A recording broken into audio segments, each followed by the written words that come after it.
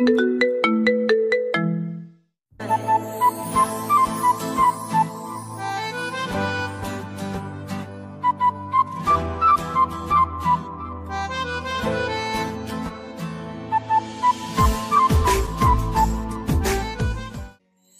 খবর, অনেকদিন বিয়ের শাদী খাই না, এবার সুযোগ হবে। পাত্রপাত্রীর জন্য শুভকামনা। সুরলা চুপসে যাওয়া মুখ আর হাসির কৃত্রিমতার চোখ এড়ায় না চরণের। চয়ন আর সুরলার মাঝে কি হয়েছে জানে না সে, তবে সে আন্দাজ করে তার ভাই সুরলাকে জঘন্যভাবে অপমান করেছে, তাই মেয়েটা অমন বাসা থেকে বেরিয়ে গেছে। চিবার থেকে জেনেছে আজকাল সুরলা নাকি নিজেদের বাসায়ও আসে না। এর মানে এখনো মনে আঘাত পুষে রেখেছে মেয়েটা। তার ভাইয়ের মিথ্যে বিয়ের কথা উঠিয়ে সুরলার অনুভূতি যাচাই করতে চেয়েছে। সুরলার মুখভঙ্গি আর কৃত্রিম হাসি দেখে সে বুঝে নেয় সুরলার মনে এখনো চয়নের জন্য ফিলিংস আছে। এবার এটাকে কাজে লাগাবে সে। এই পুচকি মেয়েটাকে আর কষ্ট পেতে দেওয়া যাবে না। এই মেয়েটাকে দিয়েই ভাইয়ের জীবন বদলাতে হবে। চরণ চলে যায়, সুরলা দীর্ঘশ্বাস ছাড়ে।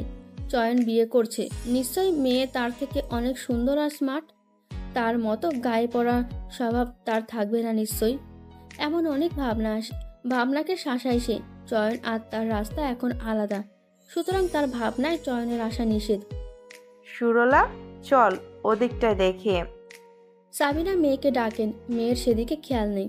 সুরলার ভাই সরল এসে বোনকে মৃদু ধাক্কা দেয়, বলে বাস্তবে ফেরে সুরলা। ভাইয়ের দিকে তাকিয়ে বলে, কোথায় যাব? অন্য শপে চল, এখানে পছন্দ হচ্ছে না কিছু। উত্তর দিয়ে সামনে আগান সাবিনা। মায়ের কথা মতো সামনে আগায় সুরলা।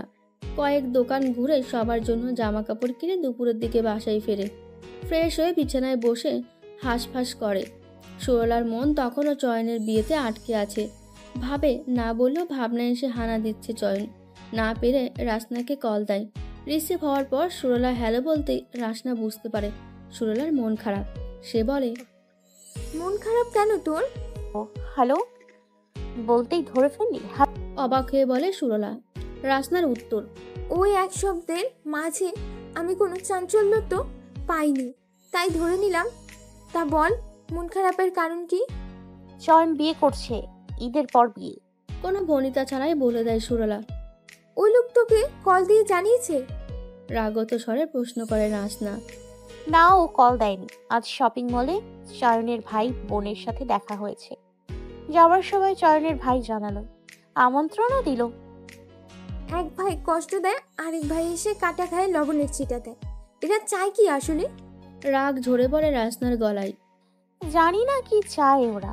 আমি তো সরেই এলাম এসব থেকে। চয়নকে ভুলতে চাচ্ছি খুব করে। এখন আবার এই বিয়ের সংবাদ শুনে চয়নের ভাবনায় হানা দিচ্ছে। দীর্ঘশ্বাস ছেড়ে বলে সুরলা। রাসনা ধমকে ওঠে। ওকে তোর ভাবনায় আসার অনুমতি দিবি কেন? ওর করা অপমান ভুলে গেলি? ও তোকে নর্তকী, বেহায়া, নির্লজ্জ, আত্মসম্মানহীন বলেছে। কতটা জঘন্য! তোকে, তোর ভালোবাসাকে কিনতে চেয়েছে টাকার বিনিময়ে, তারপর তোকে বিদায় করতে চেয়েছে। ভালোবাসার অপরাধে তোকে কতটা বাজে কথা শুনিয়েছে, ভুলে গেলি? ও বিয়ে করুক, না হয় মরুক, তাতে তোর কি? তুই কেন ওর জন্য মন খারাপ করবি? তোর কি আত্মসম্মান বোধ নেই? আবার আত্মসম্মান বোধ আছে বলেই ওই দিনের পর চয়নের কাছ থেকে নিজেকে দূরে সরিয়ে রেখেছি। নিজেকে বারবার শাসাচ্ছি। ওর করা অপমানের কথা মনে পড়তেই ওর কাছ থেকে নিজেকে সরিয়ে রাখার সাহস পাই। আজকাল ও আমার ভাবনায়ও আসেন। লুকিয়ে লুকিয়ে এখন আর ফেসবুকে গিয়ে ওর প্রোফাইল ছবি দেখছি না। ওর কথা ভেবে কাঁদি না, নিজেকে অনেক শক্ত করে ফেলেছি। কিন্তু এতদিন পর হুট করে ওর বিয়ের কথা শুনে কেন যেন সব সাহস ফিকে পড়ছে। না চাইতেও সে ভাবনায় এসে যাচ্ছে। মনটা নিয়ন্ত্রণ হারা হয়ে গেছে। কি করব আমি? ওই বাজে লোকের কথা ভাববি না তুই। ওর করা অপমানের কথা ভাব, সাহস পাবি। তোর যদি বিন্দুমাত্র আত্মসম্মান বোধ থাকে তবে ওর জন্য মন খারাপ করবি না। কি? কিছু না। একা থাকলে নানান ভাবনা এসে হাজির হবে। আমি আসছি তোর বাসায়, তোর মন থেকে চয়নের ভূত নামাবো। আয়। বিকেল 4:30। রান্নাঘরে ইফতার বানাতে ব্যস্ত জোবায়েদা। কাজের বুয়া দুপুরে এসে সব কেটে কুটে দিয়ে গেছে। তরকারি রান্না করে ইফতারি বানাবেন এখন। তরাবির নামাজ পড়তে যাবার সময় চুলায় ভাত বসিয়ে দিয়ে যাবেন। এমনি নিত্য রুটিন জোবায়েদার। এখন বেসনের গোলায় জুবিয়ে বেগুনি বানাচ্ছেন। এক হাতে খুন্তি, আরেক হাতে স্লাইড করে কাটা বেগুন। অন্যান্য দিন চিবা মাকে সাহায্য করে ইফতার বানাতে। আজ শপিং করে এসে ক্লান্ত শরীর বিছানায় এলিয়ে ঘুম দিয়েছে দুপুরের দিকে, এখনো ওঠেনি। ডাইনিং টেবিল থেকে পানির জগ হাতে নিয়ে রান্নাঘরে প্রবেশ করে চরণ। ফিল্টার থেকে পানি ভরে জগে, তারপর জগ হাতে এসে দাঁড়ায় মায়ের পাশে। জোবাইদা ছেলের দিকে তাকান একবার, তারপর বেসনের বেগুনি চুবাতে চুবাতে বলেন, কিছু বলবি? আমি কিছু বলার আগে কিভাবে বুঝে যাও তুমি বলো তো? হেসে বলে চরণ। জোবাইদা হেসে বলেন, তোর চেহারায় বলে যে তুই কিছু বলতে চাস আমাকে, তা কি বলতে চাস বলে ফেল। চরণ খানিক সময় নেয়, কথাটা কিভাবে শুরু করবে ভেবে পায় না সে। জোবাইদা ছেলের দিকে তাকিয়ে বলেন, তুই কি বিয়ে শাদির কথা ভাবছিস? হ্যাঁ। আনমনে উত্তর দেয় চরণ। জোবাইদা সন্ধিহান চোখে তাকান ছেলের দিকে, সতর্ক করে বলেন, আমি আগেই বলে দিচ্ছি, চয়নের বিয়ে আগে তোকে বিয়ে করাচ্ছি আমি, তাই এসব চিন্তা মাথা থেকে ঝেড়ে ফেল। কিচেন সিঙ্কের পাশে হাতে থাকা জগ রাখে চয়ন, হেসে বলে, তুমি আজকাল বেশি বুঝছো মা, আমি আমার বিয়ের কথা বলছি না। কবে কার বিয়ের কথা বলছিস? আর কার? অবশ্যই ভাইয়ার। চয়ন যে কবে বিয়ের জন্য রাজি হবে আল্লাহ জানে, এত করে বলি তাও রাজি হয় না। দেখি এবার ঈদে এলে রাজি করাই। তা তুই কি ভাবছিস? আচ্ছা মা, নিতুর খালাতো বোন সুরলাকে তোমার কেমন লাগে? খানিক ভাবেন জোবাইদা, তারপর বলেন, দেখতে বাচ্চা লাগে ওকে, ভারী মিষ্টি মেয়ে। ভাইয়ার সাথে ওকে কেমন লাগবে? জোবাইদা অবাক চোখে তাকান ছেলের দিকে। আমার মনে হয় ভাইয়া সুরলাকে পছন্দ করে, ভালো টালো বাঁচতে পারে। মায়ের অবাক চাউনির উত্তরে বলে চরণ, যা ভিত্তিহীন। সে জানে তার ভাই ভালোবাসায় বিশ্বাসী না। একবার ধোঁকা খেয়ে ভালোবাসা থেকে বিশ্বাস উঠে গেছে। প্রেম ভালোবাসা থেকে দূরে থাকে, তাও সে মাকে মিথ্যে বলে, যাতে মা চয়নের জন্য পাত্রী হিসেবে সুরলাকে বাছাই করে। জোবাইদা ভ্রুকুসকে বলেন, তুই কিভাবে বুঝলি? চরণ পরনে থাকা ট্রাউজার থেকে ফোন বের করে একটা ছবি দেখায় মাকে। চিবার বার্থডে পার্টিতে চয়ন সুরলা যখন এক মুহূর্তের জন্য পাশাপাশি দাঁড়িয়েছিল, সেই মুহূর্তে ছবি তুলেছে ফটোগ্রাফার, তার চরণের হাতে পড়েছে। সে এই ছবিটা সবার কাছে প্রকাশ করতে না দিয়ে নিজের কাছে রেখে দিয়েছে। ছবিটা দেখিয়ে বলে, ভাইয়াকে এর আগে কোনো মেয়ের ব্যাপারে এত ইন্টারেস্টেড দেখাতে দেখিনি। সুরলার সাথে ভাইয়ার ভীষণ ভাব। চিবার জন্মদিনে পরদিন ব্রেকফাস্ট করতে বসে চিবার যখন সুরলার কথা বলল, তখন দেখলো না কেমন ইন্টারেস্টিং দেখালো। ভাইয়া তো ওকে ভালোবেসে কিটি রাখে। ভালোবাসা না থাকলে ভাইয়ার মতো মানুষ কাউকে নাম দেয়? কারো ব্যাপারে জানতে এতটা উৎসুক হয়? তুমিই বলো। জোবাইদা খানিক ভাবেন, তারপর ছেলের কথার উত্তর দেন, হ্যাঁ, এর আগেও কয়েকবার ওই মেয়েটার কথা বলেছিল চয়ন। ও ভেবেছিল সুরলা নিতুর ছোট বোন। এটা নিয়ে সে কি তর্ক চিবার সাথে। মেয়েটা নিয়মিত জগিং করে, চিবাকে ওর থেকে কিছু শিখলেও বলছে। চয়ন যখন মেয়েটার ব্যাপারে কথা বলছিল, আমারও খটকা লেগেছে। যেদিন আমার সামনে তো কীর্তি বলে সম্বোধন করছিল। চরণ মাথা নাড়ে বলে, ভাই যেহেতু কাউকে পছন্দ করে, তাই তোমরা অন্য পাত্রী না খুঁজে পাত্রী হিসেবে ওকে সিলেক্ট করো। জোবাইদার চোখে মুখে হাসির আভা খেলে যায়। এবার ছেলেটাকে বিয়ের জন্য রাজি করাতে পারবেন। তবে অবশেষে ছেলেটা বিয়ে করবে ভাবতেই খুশি লাগছে তার। খুশিতে গদগদ হয়ে বলেন, সত্যি? তবে চয়ন তার পাত্রী খুঁজে নিয়েছে? যাক, ভালো হয়েছে। মেয়ে যেমনই হোক আমার আপত্তি নেই। আমার ছেলে খুশিতেই আমার খুশি। ছেলেটা যে বিয়ের জন্য রাজি হবে, এটাই আমার জন্য বড় কিচ্ছু। এবার ঈদে ছুটিতে বাড়ি এলে বিয়ের কথা পাকা করে রাখবো। চরণ হাঁপ ছাড়ে, যা কাজ হচ্ছে। তবে এবার ভাইকে রাজি করাতে পারলেই হয়। মাকে তো বলে দিয়েছে ভাই মেয়েটাকে পছন্দ করে, ভালোবাসে। যদি তা সত্যি হতো, অতীত ভুলে যদি সুরলাকে যদি একটা সুযোগ দেয়, তবে ভাই আর ঠকবে না, বরং জিতবে। কথা বলতে বলতে বেগুনি বানানো শেষ করছেন জুবাইদা। বেসনের গোলাযুক্ত বাটি সিঙ্কে রেখে হাত ধুলেন। সিঙ্কের পাশে হ্যাঙ্গারে ঝোলানো টাওয়ালে হাত মুছে ছেলের মুখোমুখি দাঁড়ান। চিন্তিত ভঙ্গিতে বলেন, চয়নের ব্যাপার তো বুঝলাম, কিন্তু মেয়ের মতামত জানা প্রয়োজন। সুরলা যদি চয়নকে পছন্দ করে তাহলে তবে কি বিয়ের জন্য রাজি হবে যদি ওর পরিবার না মানে? কথা প্রসঙ্গে চরণ শপিং মলে সুরলার সাথে দেখা হওয়ার কথা জানায়। ভাইয়ের বিয়ের কথা বলার পর সুরলার চেহারা রং বর্ণনাও করতে ভুলে না। তারপর সে বলে, ভাইকে যদি সুরলার পছন্দ না করে তবে বিয়ের কথায় মন খারাপ করবে কেন? তাহলে তো বিয়েতে কারো আপত্তি থাকার কথা নয়। তবে আর দেরি কেন? চয়নের বিষয়ে মিশন শুরু করা যাক। হেসে বলে চরণ। প্রত্যুত্তরে জোবায়েদা বলেন, ঈদ আসুক, চয়নও বাসায় ফিরুক, তারপর এটা নিয়ে আগাবো। এর আগে আমি তোর বাবার সাথে কথা বলে নেই, তার মতামতেও তো দরকার আছে। রাতে জোবায়েদার স্বামীর সাথে কথা বলেন এ ব্যাপারে। সব শুনে বখতিয়ার আরেফিন জানান ভালো হলে আগাতে বলেন। জোবায়েদা ভাবেন রেহানার সাথে কথা বলবেন এই ব্যাপারে, দেখা যাক তারা কি বলে। তারা রাজি হলে টুকটাক কথা সেরে নেবেন। চয়ন যেহেতু সুরলাকে পছন্দ করে তাই আপত্তি করবে না। তাও ঈদে বাড়ি এলে ওর মতামত নেবেন। ঈদের আগে একবার রেহানার বাসায় গিয়ে কথা প্রসঙ্গে প্রাথমিকভাবে বিয়ের কথা বলবেন। মনে মনে নানা ছক আঁকেন জোবায়েদা। দুদিন পর রাতে সবাইকে চমকে দিতে বখতিয়ার আরেফিন পরিবারের কাছে ফিরে আসেন। তার ফেরার কথা আরও মাস কয়েক পর। একটা ট্রিপ ক্যান্সেল হওয়ার নির্ধারিত সময়ের আগেই ছুটি পেয়ে যান। ছুটি পেয়ে কাল বিলম্ব না করে ছোটেন পরিবারের কাছে। চমকে দেবার আশায় পরিবারকেও জানাননি। অনেকদিন পর বখতিয়ার আরেফিন বাসায় ফেরায় যেন বাসার প্রাণ ফিরে আসে।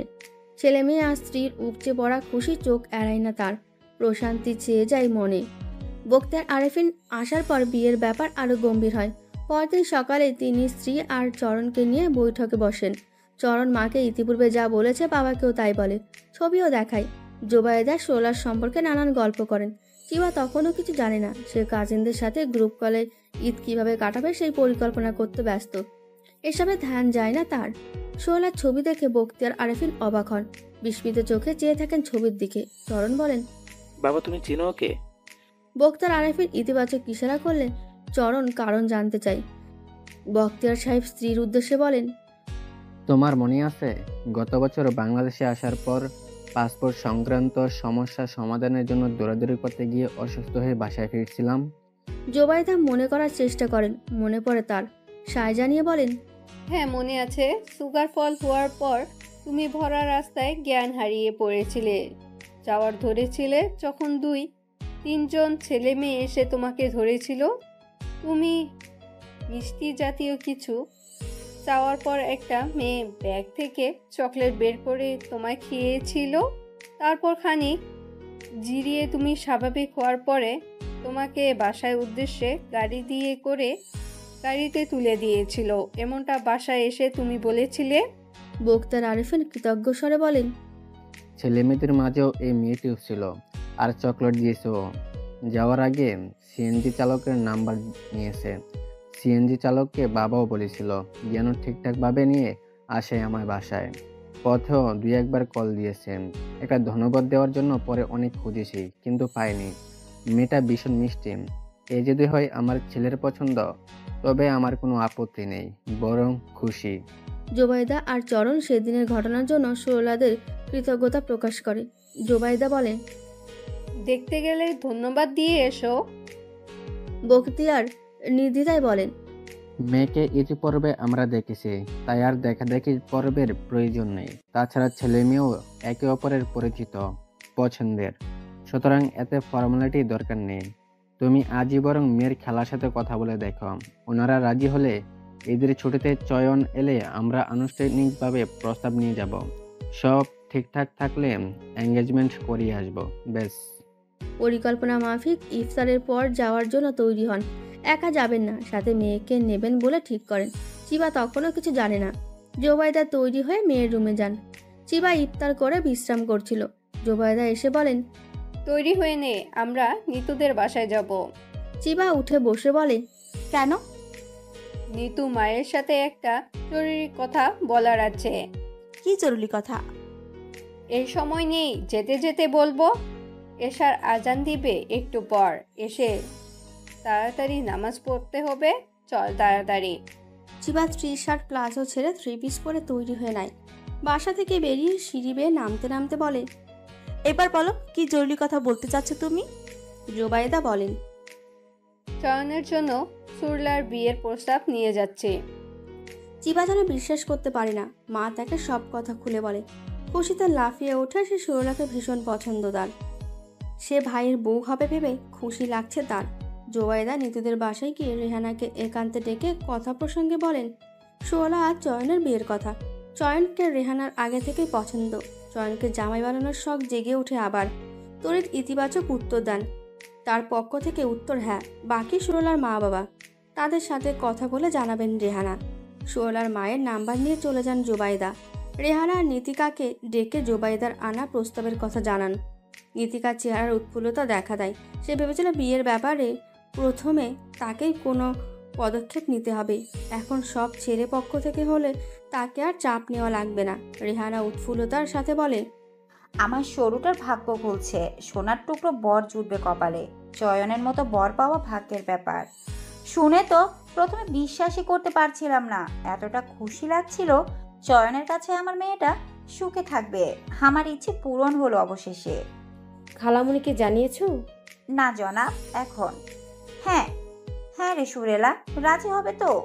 নীতিকা মনে মনে হাসি, বলে, শুধু রাজি? তোমার মেয়েকে বলো গিয়ে, দেখবে খুশিতে নাচতে শুরু করবে। পারলে সে এখনই বিয়ে করে নেয়। মনের কথা মনে চেপে বলে, খালামণিকে জানাও। খালামণি ওর মতামত নিক, ইতিবাচক হলে আগাবে, নেতিবাচক হলে নিষেধ করবে। তবে আমার মনে হয় না তোমার মেয়ের পক্ষ থেকে নেতিবাচক উত্তর আসবে। মায়ের কাছে বোনের পছন্দের কথা বলে না নীতিকা, চেপে যায়। রেহানা খুশিতে গদগদ হয়ে বোনকে কল দেয়। রিসিভ হলে ভালো মন্দ বলে বিয়ের ব্যাপারটা জানায়। সাথে চয়নের প্রশংসার ঝুলি খুলে বসে। সাবিনা মেয়ের বিয়ে নিয়ে এত তাড়াতাড়ি ভাবতে না চাইলেও রেহানা বোনকে জোর করে ভাবতে।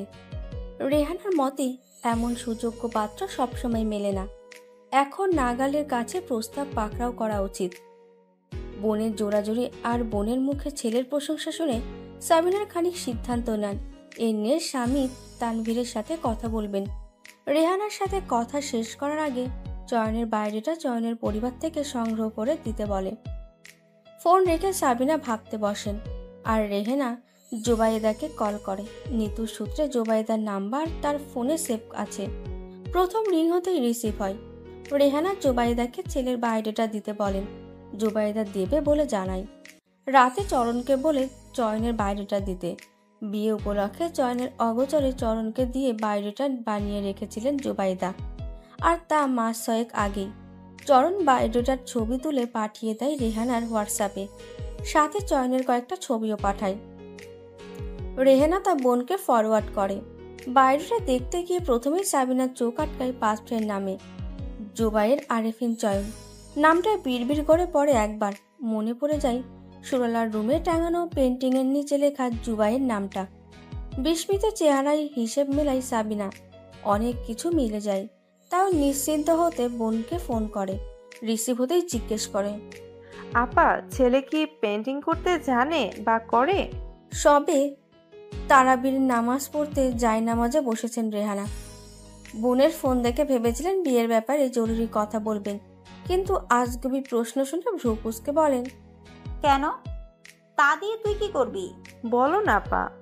হ্যাঁ, চয়ন পেন্টিং করে, তবে শখের বশত। এখন তো কাজের সূত্রে চট্টগ্রাম থাকে। ছুটিতে বাসায় এলে প্রতি বিকেলে ছাদে বসে পেন্টিং করে। নিলয় আর নিতু বলে চয়নের পেন্টিং এ নিখুঁত।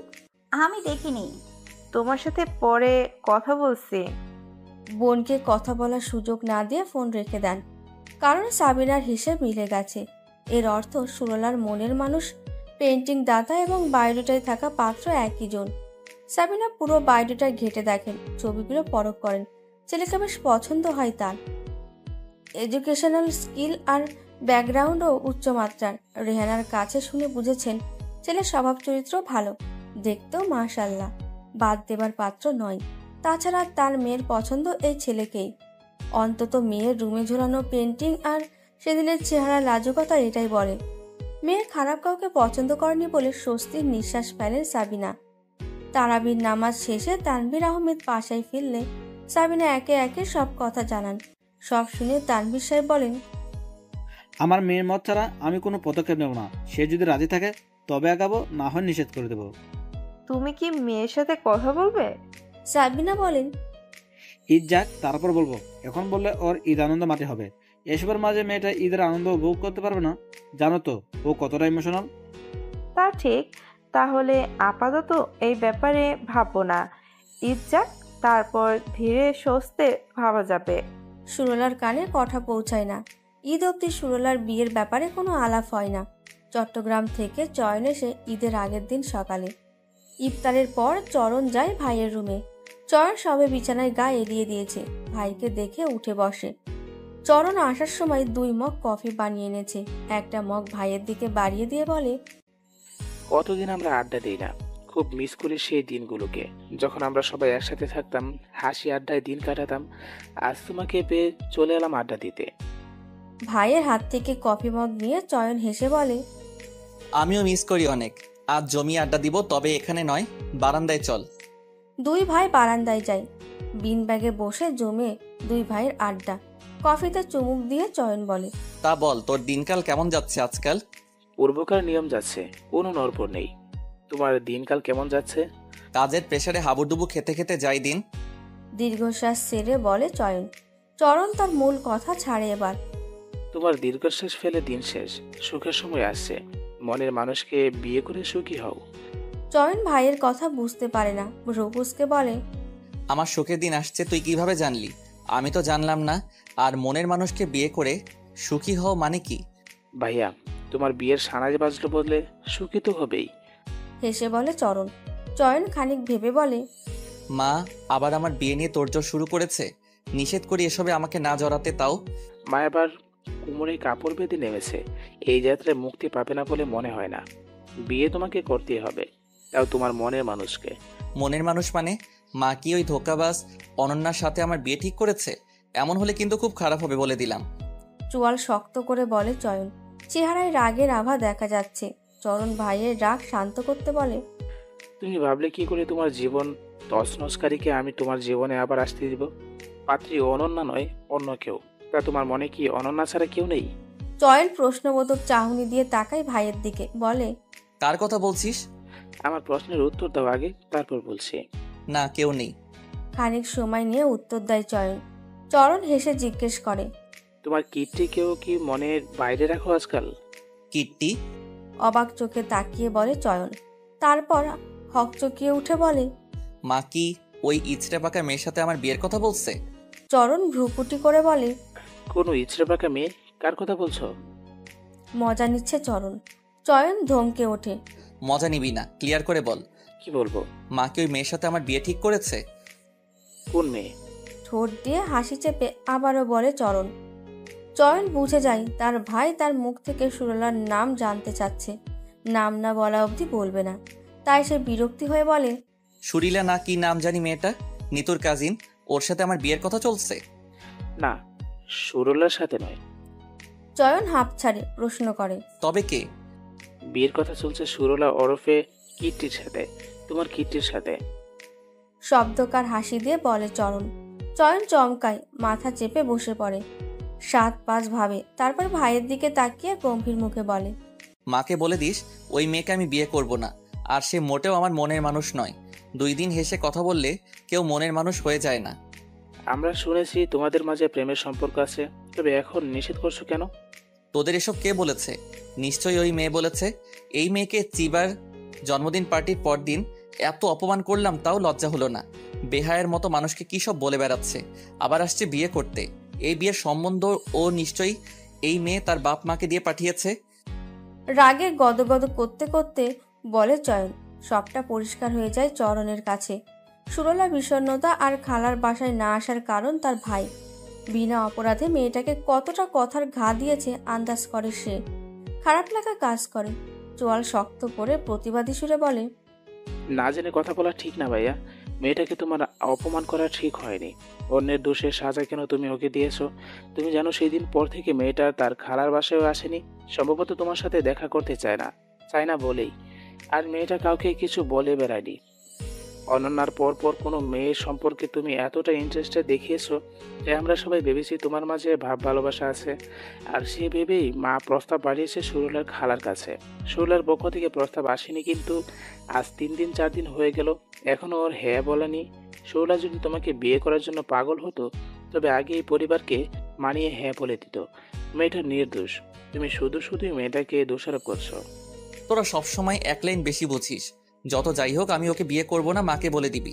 চয়নের রাগ সরে না এত সব শুনেও। স্বরটা এখনো রাগত। চরণ উঠে দাঁড়ায়, যাবার জন্য পা বাড়িয়ে বলে, এই বিয়ে নিয়ে মায়ের থেকে বাবার আগ্রহ বেশি। একদিন বাবার বিপদেও পাশে থেকেছিল, এখন বাবা যেভাবে হোক ওকে ছেলের বউ করবে। মাকে বোঝাতে পারলেও বাবাকে পারবা না বোঝাতে। তোমার বিয়ে তুমি গিয়ে জানাও, তোমার সিদ্ধান্ত আমি নেই এসবে। ভাইকে কিছু বলার সুযোগ না দিয়ে চলে যায় চরণ। চয়ন রাগে ফোঁস করে। রাতে খাবার খেতে বসে বাবাকে শুনিয়ে মায়ের উদ্দেশ্যে বলে, শোনো মা, আমি একটা কথা স্পষ্টভাবে বলে দিই, আমি ওই মেয়েকে বিয়ে করতে পারবো না, তাই কথা আগাবে না আর। চয়নের কথায় বাবা মা চিবা তিনজনই ভ্রুকুচকে তাকিয়ে রইল। তাদের জানা মতে চয়ন সুরলাকে পছন্দ করে, তবে বিয়েতে এত আপত্তি কেন? চরণ বাবা মায়ের মুখের ভাষা বুঝতে পেরে বলে, আমাদের জানা মতে তোমরা একে অপরকে পছন্দ করো, হয়তো ভালো টালো বাসো, তবে বিয়ে করতে আপত্তি কোথায় তোমার? চরণের কথার সাথে বাবা মা চিবাও সায় জানায়। চয়ন ভাইয়ের দিকে তাকায় অগ্নিদৃষ্টিতে। আর কেউ না জানলেও সত্যতা তো চরণ জানে, তাও আগুনে ঘি ঢালছে কেন? সে গম্ভীর মুখে বলে, তোমরা সবাই 1 লাইন নয় 5 লাইন বেশি বোঝো। আমাদের মাঝে প্রেম ভালোবাসা বা পছন্দের কোনো সম্পর্ক নেই। আমি তোকে পছন্দ করি না। জোবাইদা তীক্ষ্ণ দৃষ্টিতে তাকান ছেলের দিকে। ছেলের পছন্দের কথা ভেবে প্রস্তাব নিয়ে তারাই এগিয়েছেন। এখন ছেলে বেঁকে বসলে কি অপমানটাই না হতে হবে, ভাবতেই বুক কাঁপে তার। বখতিয়ার সাহেব গাঢ়তর কণ্ঠে বললেন, আমরা তোমার পছন্দের কথা জেনেই এগিয়েছি, এখন তুমি বেঁকে বসলেও কিছু করার থাকবে না। মেয়েটাকে আমাদের সবার পছন্দ। পাত্রের পক্ষ থেকে ইতিবাচক উত্তর এলে পুত্রবধূ হিসেবে ওকে ঘরে আনবো আমরা।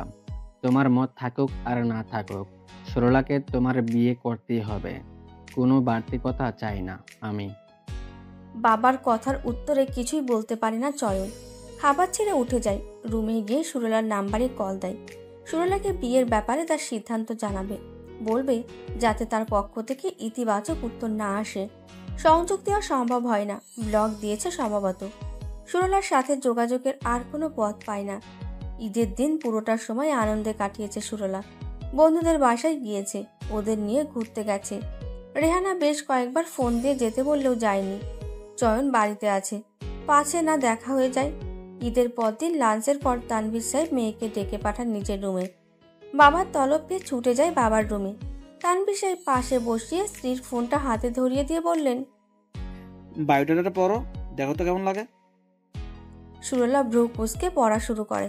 পাত্রের নাম জুবাইর আরেফিন চয়ন দেখে অবাক হয়, তারপর চোখ ডলে। ভুল দেখছে কিনা। চয়নের বায়োডাটা তার বাবা মায়ের হাতে যাবে কেন? পুরো বায়োডাটাই চোখ বোলায়। পরপর কয়েকটা ছবিও দেখে। বায়োডাটা আর ছবি চয়নেরই। সে অবাক হয়ে বলে, এসব কি বাবা? তানভীর সাহেব আর সাবিনা এতক্ষণ মেয়ের কাণ্ড দেখছিলেন। তানভীর সাহেব মেয়ের পছন্দের কথা জানেন না, সাবিনা জানেন। তিনি মুচকি এসে বলেন, বিয়ের প্রস্তাব এসেছে এই ছেলের বাসা থেকে, কি করা যায় বলো তো? সুরলার অবাকের মাত্রা বাড়ে। চয়নের বাড়ি থেকে বিয়ের প্রস্তাব আসছে। চয়নের না কদিন পর বিয়ের কথা ছিল। বিয়ে কি ভেঙে গেছে? হয়তোবা।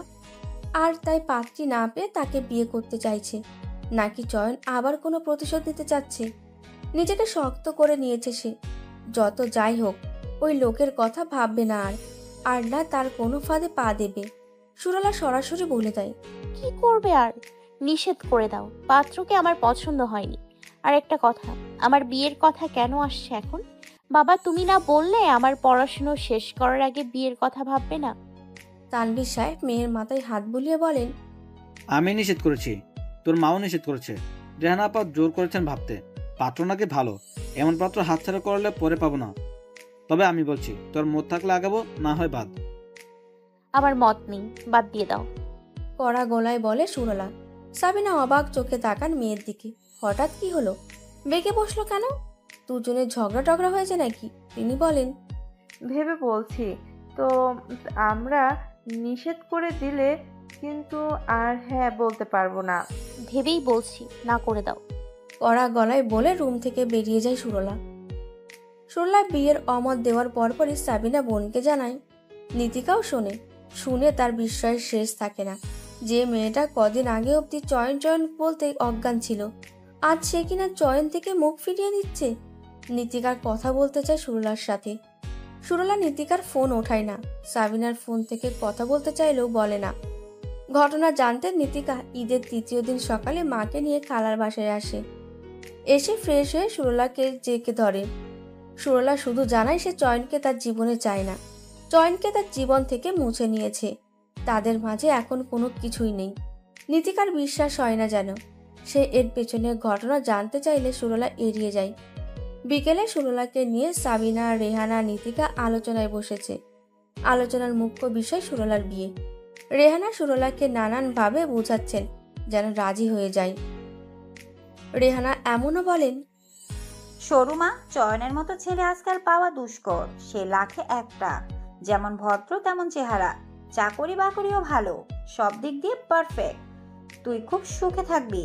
তাছাড়া আমার কাছে থাকবি, আমি যখন তখন তোকে দেখতে পারবো। রাজি হয়ে যা মা। সুরলার কড়া উত্তর। আমি ওকে বিয়ে করব না। সাবিনা মেয়ের জেদ ভেবে বারবার বলছেন, সামান্য কারণে এত বড় সিদ্ধান্ত নিস না, পরে পস্তাবি। সাবিনার ভাবনা মতে সুরলা আর চয়নের মাঝে কোনো ঝামেলা হয়েছে, যার দরুন সুরলা চয়নকে বিয়ে করতে অস্বীকৃতি জানাচ্ছে। নীতিকা বারবার সুরলার অমত পোষণ করার কারণ জানতে চাইছে। চয়নকে বিয়ে করার সুযোগ হাতছাড়া করতে নিষেধ করছে। সুরলার কানে যেন কথা যায় না। সবাই বোঝাতে বোঝাতে ক্লান্ত, তাও সুরলা তার সিদ্ধান্তের অনড়। আলোচনার মাঝে রেহানার ফোন বেজে ওঠে। টেবিলের ওপর থেকে ফোন নিয়ে রুমের এক কোণে গিয়ে কথা বলতে থাকে। রেহানা অন্যদিকে যেতেই সাবিনা বলেন, তুই চয়নকে ভালোবাসিস, তবে ওকে রিজেক্ট করছিস কেন? তোদের ঝগড়া হয়েছে, সামান্য ঝামেলার জন্য ভালোবাসাকে হারাস না। রাজি হয়ে যা মা, দেখবি সব ঠিক হয়ে যাবে। নীতিকা জানতো না যে চয়নের কথা আগ থেকে জানে রেহানা।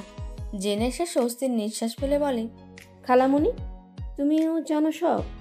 শোনা এমন পাগলামি করছে কেন আমি বুঝতে পারছি না। কদিন আগ অব্দি চয়নের প্রেমে হাবুডুবু খাচ্ছিল। বিয়ের কথা বলতেই সে কি অনুভূতি তার, পারলে তখনই বিয়ে করে নেয়, অথচ এখন বিয়ের প্রস্তাব আসতেই নিষেধ করছে কেন? এই শোলা, তোর বিয়েতে অমত পোষণ করার কারণ কি বলতো আমাদের? আমরা হিসেব মেলাতে পারছি না। সুরলার ধৈর্যের বাঁধ ভেঙে যায়। সে চিৎকার দিয়ে বলে, কারণ জানতে চাইছো?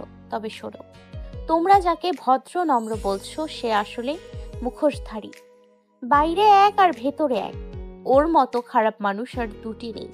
তোমরা যদি ওর আসল রূপ দেখতে তবে বিয়ের জন্য বলতে নামায়। আমি ওই বড় লোককে বিয়ে করব না, মরে গেলেও না। ওর মতো জঘন্য লোককে বিয়ে করার চেয়ে গলির মোড়ের কোনো বখাটেকে বিয়ে করা ভালো। অন্তত তাদের ব্যবহার এতটা জঘন্য নয় যতটা তোমাদের ভদ্র মুখোশধারী পাত্র মিস্টার জুবায়ের আরফিনের ব্যবহার। রাস্তার বখাটেরা ওর থেকে ভালো আছে। ভদ্রতার সংজ্ঞা জানে ওই লোক। মেয়েদের সাথে কিভাবে কথা বলে সেটা জানে। মেয়েদের সম্মান করতে জানে না। সুরলা বাঘ্র কণ্ঠে বলেই যাচ্ছে।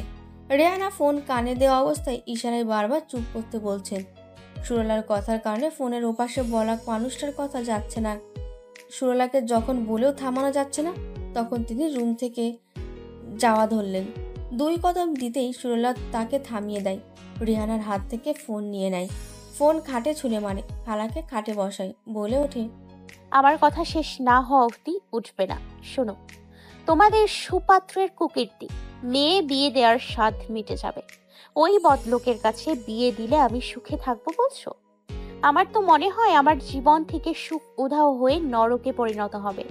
তোমাদের দেখে সালাম দিয়ে হেসে 2 কথা বলে, তাই বলে ধরে নিলে সে ভদ্র? আসলে সে মুখোশধারী। ভদ্রতার আড়ালে তার হিংস্রতা চাপা পড়ে গেছে। একটা ভালো মেয়েকে রাস্তার মেয়ে বানানোর স্বভাবই মানুষের। আর তুমি বলছো ভদ্র? ওকে দেখতে তো ভদ্রই মনে হয়। ও কি করেছে সেটা তো বলবি। মুখ খোলে নীতিকা। সুরলা তার ছেলের হাসি দিয়ে বলে, স্ত্রীকে খুন করা স্বামীগুলোকে বিয়ের সময় খুনি মনে হয়? ধীরে ধীরে তাদের আসল চেহারা সামনে আসে, তখন সবাই আফসোস করে। আমি চাই না তোমরা আফসোস করো। তোমাদের তথাকথিত ভদ্র পাত্র কতটা জঘন্য সেটা তোমাদের ধারণার বাইরে। সে মেয়েদের সম্মান দিতে জানে না। তাকে আর যাই হোক, আমি অন্তত ভদ্র বলি না। আর তার অশালীন ভাষা যদি তোমরা শুনতে, তবে বিয়ের কথা মুখেও নিতে না।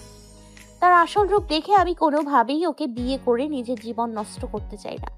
দরকার হলে তোমরা কোনো চোর ডাকাতকে আমার পাত্র হিসেবে ঠিক করো, আমি হাসি খুশি রাজি হব। কিন্তু মেয়েদের সম্মান করতে না জানাই জঘন্য লোককে আমি বিয়ে করব না।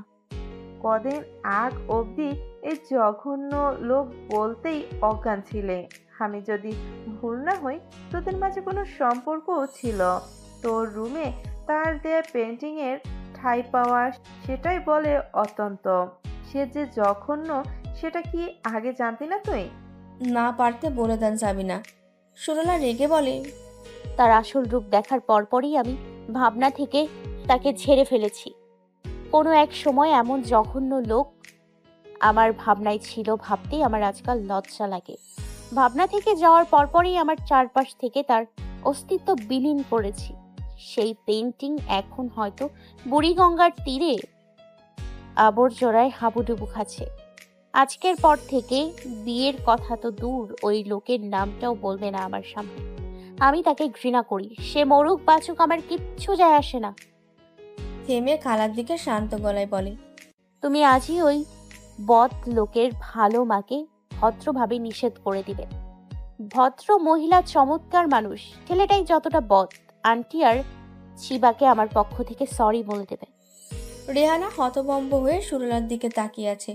সব কিছু তার মাথার ওপর দিয়ে যাচ্ছে। চয়নের নামে এত বাজে কথা তিনি বিশ্বাস করতে পারছেন না।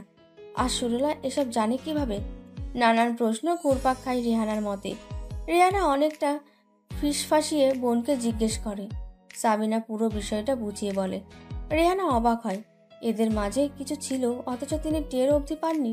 তিনি সুরলাকে কিছু জিজ্ঞেস করতে চান, মুখ খুলতে সুরলা কড়া ভাষায় বলে দেয়, বিয়ে যখন হচ্ছে না তখন এত ঘাটাঘাটির প্রয়োজন নেই। অতীত আজ আমার কাছে ঘৃণিত। আমাকে আমার মতো থাকতে দাও। দয়া করে এই ব্যাপারটা তুমি মিটিয়ে নাও খালামণি। আমার কানে যেন আর ওই বদলোকটার নাম না আসে। বলে রুমে চলে যায় সুরলা। গিয়ে দরজা আটকিয়ে দেয়। সুরলা চলে গেলে সাবিনা বলেন, সুরলাকে আজ অব্দি এতটা কঠোর হতে কখনো দেখিনি আমি। ভীষণ নরম মনের মানুষ আমার মেয়েটা। এতটা কঠোর হওয়ার পেছনে নিশ্চয়ই কোনো বড় কারণ আছে। সুরলা চয়নকে এত ঘৃণা করে, এর অর্থ চয়ন সুরলার সাথে জঘন্য কোনো আচরণ করেছে। আমার তো ভয় হচ্ছে, আমার মেয়েটা কি সর্বনাশ করছে ছেলেটা। নীতিকা খালার কথা মনোযোগ দিয়ে শোনে, তারপর বলে, আমার কি মনে হয় জানো খালামণি, চিবার জন্মদিন পার্টি 2 দিন পর সুরলা না বলে আমাদের বাসা থেকে বেরিয়ে গিয়েছিল। ওটা চয়নের কারণে ওদের মাঝে বড় কোনো ঝামেলা হয়েছিল হয়তো। সুরলা নিজেকে সামলাতেই রাসনার বাসায় চলে গিয়েছিল। বাসায় ফেরার পর আমি এসে দেখি ওর চোখ মুখ ফোলা, চোখের নিচে কালো দাগ পড়ে গিয়েছিল। নিশ্চয়ই কেঁদে কেটে নির্ঘুম রাত পার করেছে। আমি জিজ্ঞেস করার পর এড়িয়ে গেছি ব্যাপারটা। থেমে বলে, একটা বিষয় খেয়াল করেছো, এরপর থেকে কিন্তু সুরলা আমাদের বাসায় যায়নি। আমার সন্দেহ ঠিক করে ঘটনাটা তখনই ঘটেছে। রেহানা গম্ভীর মুখে বলেন, সরু আমার সাথে অবধি যোগাযোগ বিচ্ছিন্ন রেখেছে ওর ছেলের জন্য। কতদিন বাসায় যায় না। চয়নের সম্পর্কে এত সব শুনে আমার যেন বিশ্বাস হচ্ছে না। সবাই এত ভালো জানে ছেলেটাকে, অথচ সে এত খারাপ। ভাবতেই অবাক লাগছে। আজকাল মানুষ চেনা যায় না। নানান কথা বলতে থাকেন তারা। এক পর্যায়ে রেহানার মনে পড়ে ফোনের কথা। এতক্ষণে বেমালুম ভুলে গেছেন। তড়িঘড়ি করে ফোন হাতে নেয়। ফোনের স্ক্রিনে তাকিয়ে কপাল চাপড়ান। চেহারায় লজ্জার আবার দেখা দেয় তার। জোবাইদা ফোন করেছিল। তার কথার মাঝে সুরলা টেনে রেখে দিয়েছিল। তারপর আর কাটা হয়নি। জোবাইদা সবটা শুনে ফেলেছেন। তাড়াতাড়ি রেড বাটন চেপে কেটে দেন। এদিকে আরেফিন হাউসের 2য় তলার চয়নদের বাসাটাই পরন্ত বিকেলে সবাই ড্রয়িং রুমে গল্পের আসর বসেছে। এতে চয়নদের পুরো পরিবার উপস্থিত আছে। চয়নের বিয়ের আয়োজন নিয়েই মূলত আলোচনা চলছে। গল্পের মাঝে জোবাইদা বলেন, পাত্রীপক্ষ থেকে কোনো মতামত এলো না এখন অবধি। তোদের কি মত নেই? চরণ বলে, তুমি রেহান আন্টিকে কল দিয়ে জিজ্ঞেস করো তাদের মতামত কি। ছেলের কথাতেই রেহানাকে ফোন করে জুবাইদা।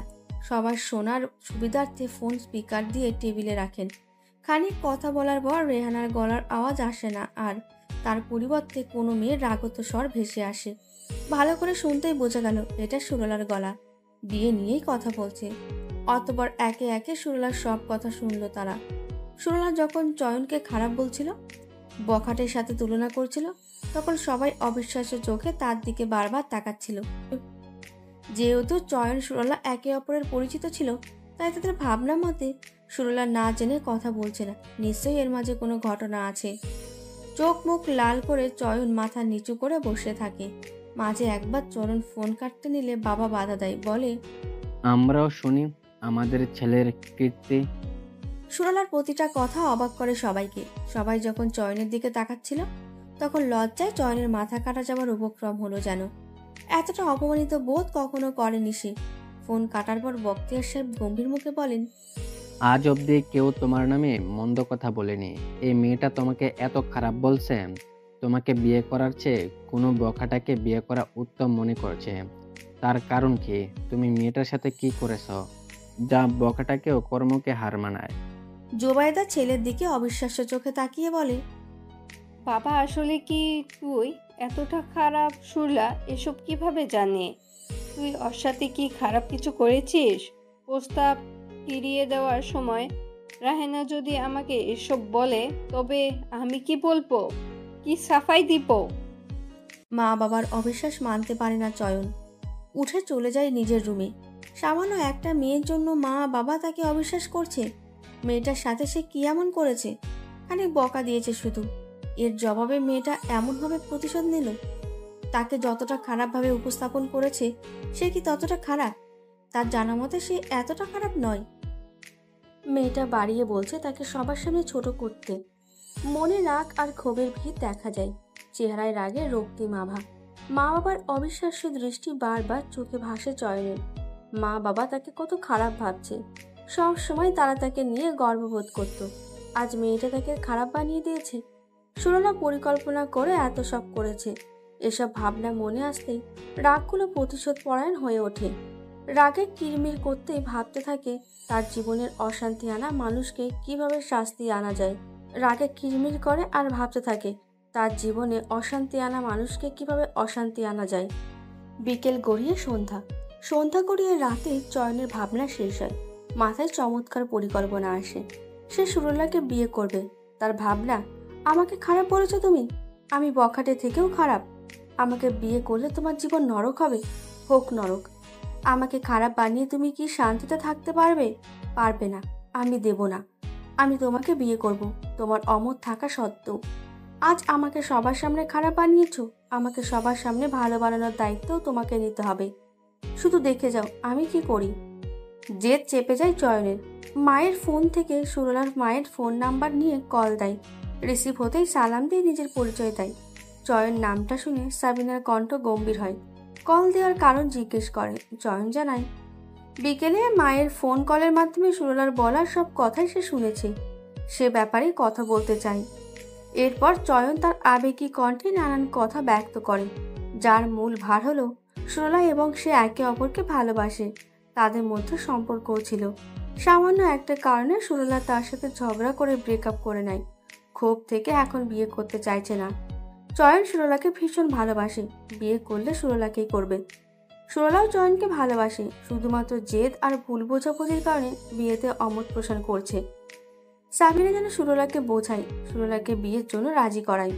সাবিনা তাদের মাঝে ঝগড়ার কারণ জানতে চাইলে চয়ন জানায়, অফিসের একটা প্রজেক্টে তার এক মেয়ে কলিগের সাথে সে কাজ করেছিল অনেকটা সময় ধরে। কাজের বাইরে তাদের মাঝে কোনো সম্পর্ক ছিল না। অধিকাংশ সময় মেয়েটা তার সাথে থাকায় সুরলা চয়নকে সন্দেহ করতে শুরু করে। সুরলার ধারণা চয়ন মেয়েটার সাথে সম্পর্কে জড়িয়ে গেছে, যা কিনা ভিত্তিহীন। তার কলিগ মেয়েটার নাম মাহিরা। সে বিবাহিত, তার দুটো বাচ্চাও আছে। চয়ন তার কথা সত্য প্রমাণ করতে মাহিরার পারিবারিক ছবিও দেয়, যাতে মাহিরা আর তার স্বামীর বন্ডিং শোভা পাচ্ছে। চয়ন ল্যাপটপ ঘুরে মাহিরার সাথে তার করা শেষ প্রজেক্টের এগ্রিমেন্টও দেখায়। পুরো ব্যাপারটা এমনভাবে উপস্থাপন করেছে যে সন্দেহ করার অবকাশ নেই।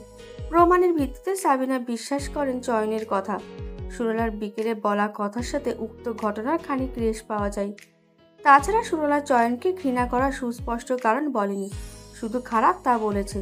চয়নের শান্ত গলায় গুছিয়ে বলা কথাগুলো বিস্মিত করে সাবিনাকে। সাবিনার সাথে কথা বলার সময় চয়নের ভদ্রতা ছিল নজর কাড়া। খানিক সময়ে চয়ন সাবিনার ব্রেন ওয়াশ করে ফেলে।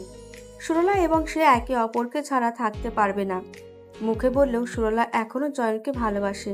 সে সাবিনাকে জানায় সুরলার ভুল বোঝাবুঝির আর নিতে পারবে না সে শেষ চাই, খুব তাড়াতাড়ি সুরলাকে বিয়ে করতে চায়। সাবিনা আশ্বাস দেয় সুরলাকে বুঝিয়ে বিয়ের জন্য রাজি করাবেন।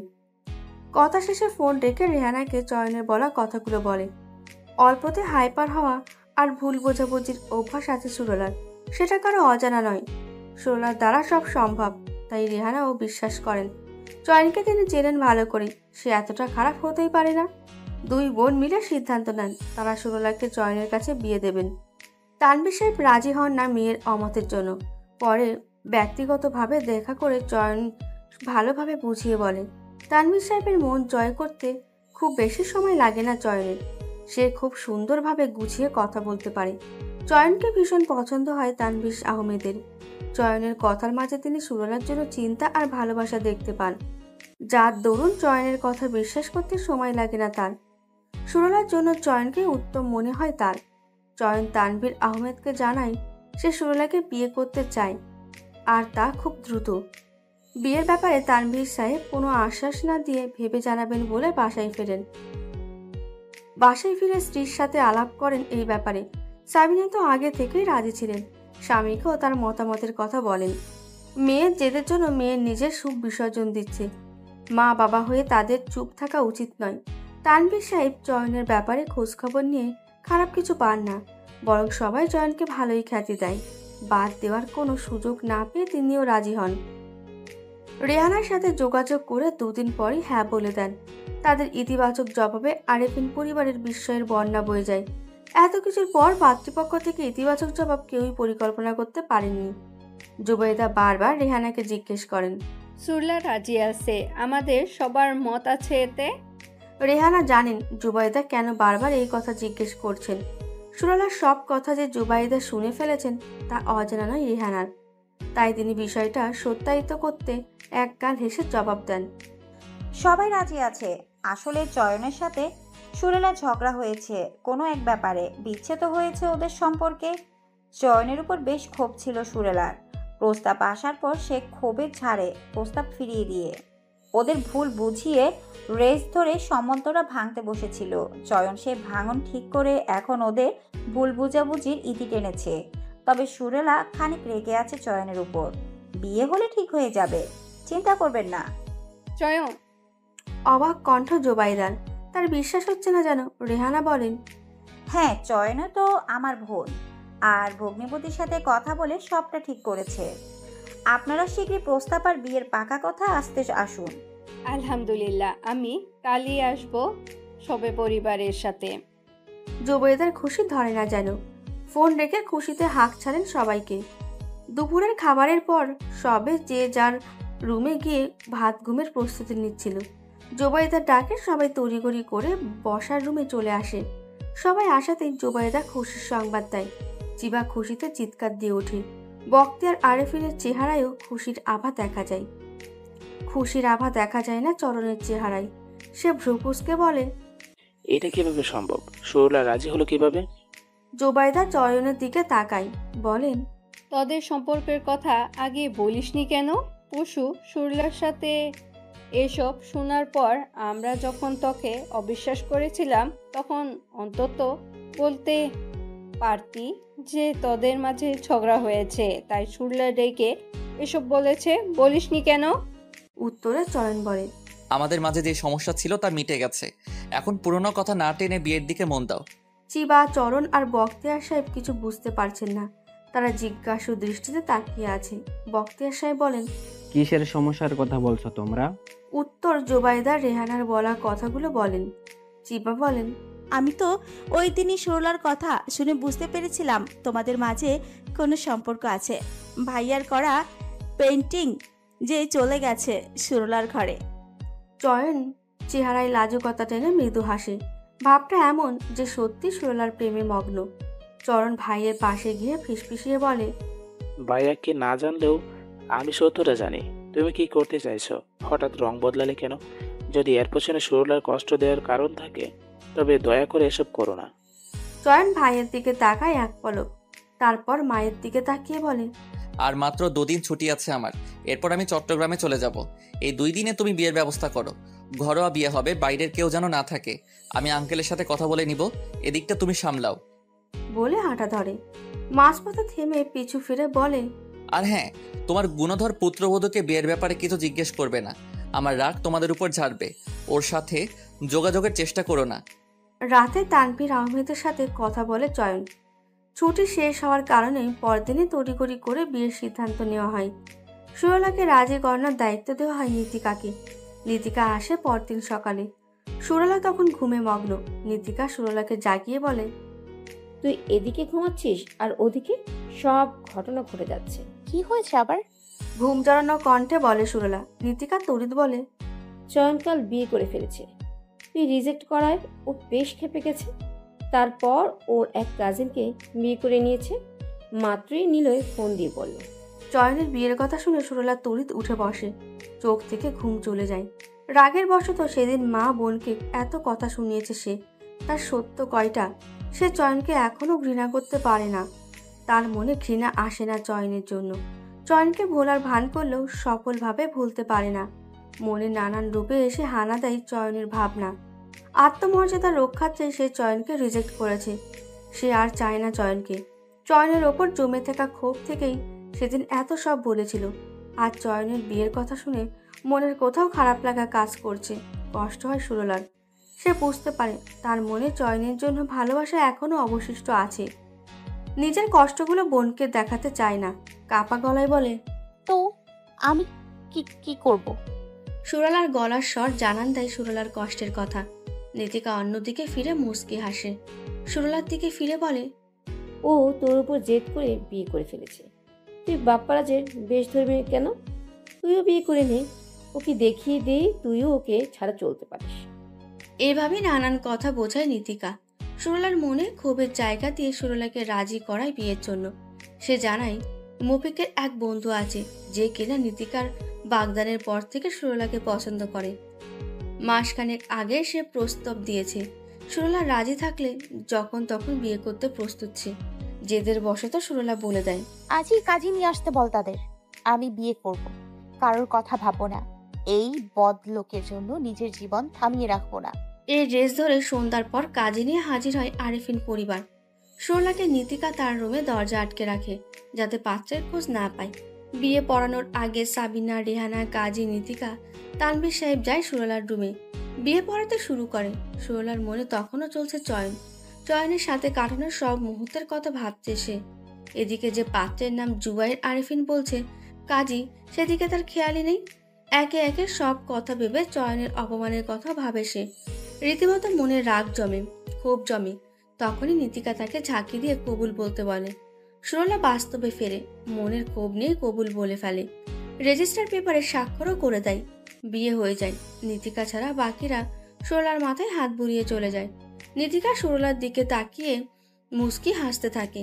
সুরলার কারণ জিজ্ঞেস করে। নীতিকা হাসি থামিয়ে বলে, জেদ ধরে বিয়ে করতে গিয়ে পাত্রের নামটাও শুনলি না, ছবিও দেখলি না, পরে দেখলে কেমন চমকাবি তাই বল ভাবছি।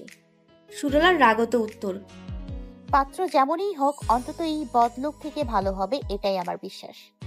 বিয়ের আগে না দেখে বিয়ের পর দেখে নিব সে কেমন। পাঠাবো তাকে? ডিনার শেষে চয়নকে পাঠানো হয় সুরলার রুমে। সুরলা বর দেখে কেমন রিয়াক্ট করবে এটা নিয়ে বসার রুমে হাসছি ঠাট্টায় মত্ত সবাই। নীতিকার দেখানো রুমে গিয়ে সুরলাকে পায় না চয়ন। পুরো রুমটায় চোখ বুলিয়ে দরজা লক করে বারান্দায় গিয়ে দিকে এগোই। নীতিকা বলছে সুরলাকে রুমে কিংবা বারান্দায় পাবে সে। বারান্দার দরজায় গিয়ে দেখে বারান্দার এক কোণে থাকা হ্যাঙ্গিং চেয়ারে গুটি মেরে বসে আছে সুরলা, পা দুটো ভাঁজ করে। হাঁটুর উপর থুতনি রেখে এক মনে বাইরের দিকে তাকিয়ে আছে। পরনে নীল থ্রি পিস। এত করে বলেও কেউ তাকে শাড়ি পরাতে পারেনি। চয়নের মায়ের দেওয়া শাড়িও পরেনি সে। কাঁধ অব্দি চুলগুলো এলোমেলো করে হাত কোপা করেছে। সামনের বব কাট চুলগুলো হেয়ার ব্যান্ড দিয়ে পেছনে নেওয়া। রক্তিম চেহারা আজ বেশভূষায় আজ আর বাচ্চা লাগছে না, বেশ বড় বড় লাগছে। সুরলার দিকে তাকিয়ে চয়ন মনে মনে বলে, আমাকে সবার সামনে খারাপ বানিয়ে নিজে ভালো থাকতে চাইছিলে? তা যে হবে না মিসেস, এই খারাপ মানুষটা তোমাকেও খারাপ বানাবে। পকেট থেকে একটা গোল্ড লিপ সিগারেটের প্যাকেট আর একটা লাইটার বের করে চয়ন। একটা সিগারেট নিয়ে অন্যদিকে ফিরে সিগারেট ধরায়, তারপর সিগারেটের প্যাকেট আর লাইটার পকেটে রেখে দেয়। সিগারেটটা ঠোঁটে চেপে এক টান দেয়। ধোঁয়া ছাড়ে না, নিঃশ্বাসও ফেলে না। নিঃশ্বাস আটকে নিঃশব্দে সুরলার কাছে গিয়ে দাঁড়ায়। সুরলা তখনও তাকে দেখেনি। আকস্মিক চয়ন সুরলার দিকে ঝুঁকে নিঃশ্বাস ফেলে, মুখ দিয়ে ধোঁয়া ছাড়ে, যা পুরোটাই গিয়ে পড়ে সুরলার মুখে। হঠাৎ নিকোটিনের ধোঁয়ায় নাকে যেতেই সুরলা কাশতে শুরু করে। চয়ন ফিরতি ধোঁয়া ছেড়ে হেসে বলে, হ্যালো মিসেস জুনায়েদ আরিফিন। চোর ডাকাত বখাটেদের থেকেও খারাপ মানুষটার জীবনে আপনাকে স্বাগতম। চয়নের কণ্ঠ শুনে চমকায় সুরলা। কাশতে কাশতে তাকায় আশেপাশে। ডার্ক মেরুন পাঞ্জাবির সাথে কালো প্যান্ট পরা চিরচেনা সে সুদর্শন যুবককে দেখে বিস্ময়ের মাত্রা বাড়ে। অবাক চোখে তাকিয়ে থাকে। বিস্ময়ের পাল্লা ভারী হয়ে কাশতে ভুলে যায় সে।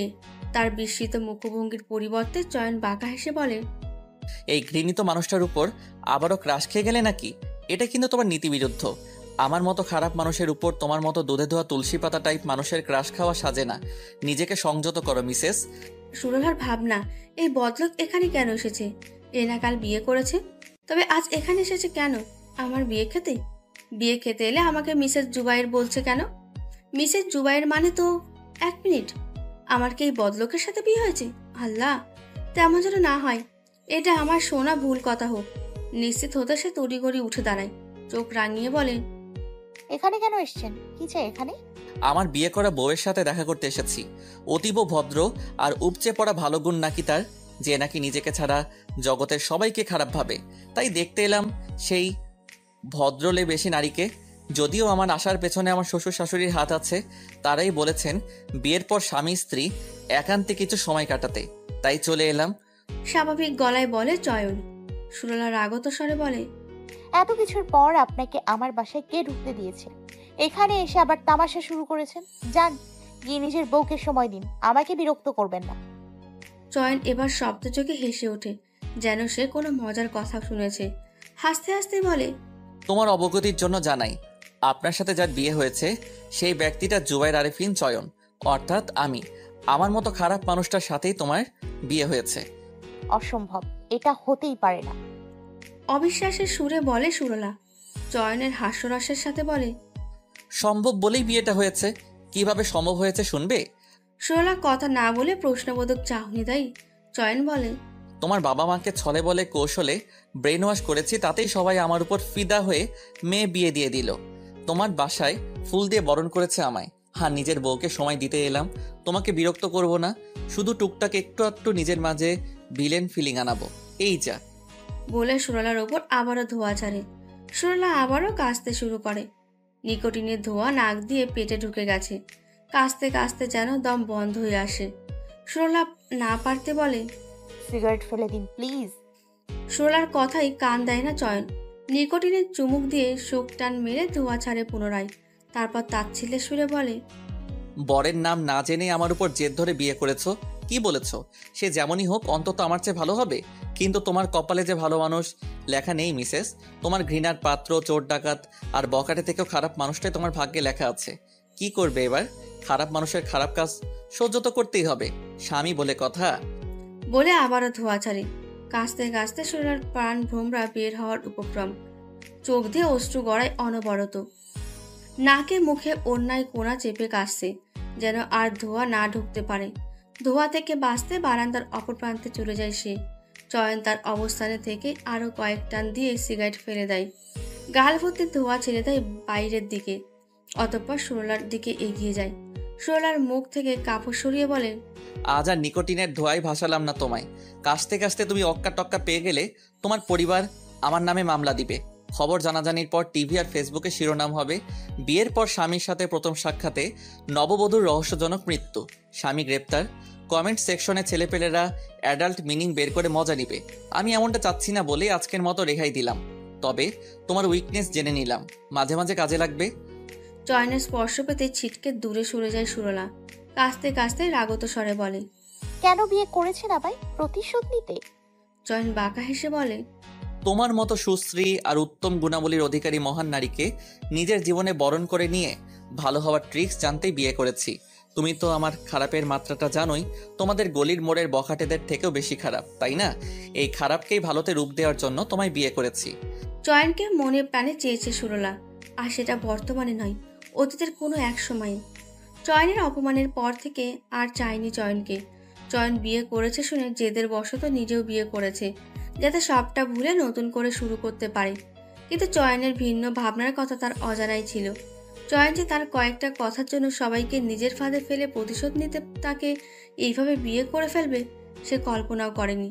সেদিন মা বোনকে চয়ন সম্পর্কে বলা সব কথা ফোনে নাকি জুবাইদা শুনে নিয়েছে। সেটা রাতেই রেহানা আফসোসের সুরে বলার সময় সে শুনে নিয়েছে। এই কথা নিয়ে হয়তো তাদের বাসায় কথা উঠেছে, যার রেস ধরে চয়ন এই প্রতিশোধের খেলা খেলেছে। ভাবতেই অবাক লাগে সুরলার। চয়নের সাথে তার বিয়ে হয়েছে শুনে যতটা না অবাক হয়েছে, তার চেয়ে বেশি অবাক হয়েছে চয়নের করা কাজ দেখে, কিভাবে তাকে নিকোটিনের ধোঁয়ায় ডুবাচ্ছিল। এইসব ভাবনার মাঝে সুরলার কাশি থেমে যায়। সুরলা তেড়ে যায় চয়নের দিকে, উদ্দেশ্য কয়েকটা কথা শুনিয়ে দেবে। চয়নের কাছাকাছি যেতেই চয়ন তার দিকে তাকায় সরাসরি। দুই জোড়া চোখের দৃষ্টি এক হয়। চয়নের দৃষ্টিতে সুরলা নিজের জন্য ঘৃণা, রাগ, ক্ষোভ দেখে। যে দৃষ্টি একসময় মায়ার জালে তাকে ভাসাতো, আজ সেই দৃষ্টি কতটা বদলে গেছে। সুরলা রাগত স্বরে বলে,